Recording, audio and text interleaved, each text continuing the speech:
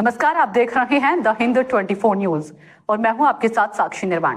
आइए नजर डालते हैं आज की कुछ खास खबरों पर। आज संगठित क्षेत्र मजदूर एकता मंच और डायमंड वर्कर यूनियन के द्वारा कलेक्टर को सौंपा गया आवेदन। कलेक्टर के माध्यम से गुजरात के मुख्यमंत्री को भेजा गया आवेदन।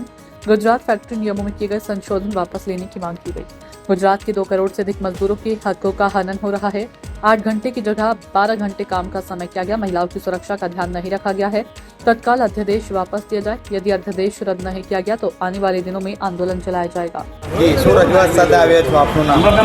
હું શરદ ઝઘડે પ્રવાસી શ્રમિક સુરક્ષા મંચથી આજે અમે સુરત કલેક્ટર કચેરીએ કલેક્ટર સાહેબને આવેદન આપવા આવેલા છે અને કલેક્ટર સાહેબ મારફત ગુજરાતના મુખ્યમંત્રીશ્રીને આવેદન આપવા આવેલા છીએ કે જે 1 જાન્યુઆરી 2025 ગુજરાત સરકારે એક ફેક્ટરી એક્ટ એમેન્ડમેન્ટ કરીને એનામાં એક જો વટહુકમ બહાર પાડવામાં આવેલો છે તેને બાદ કરવામાં આવે, તેને રદ કરવામાં આવે અને શ્રમિકોના હકોનું જે હનન કરવાનું સરકાર વિચારી રહી છે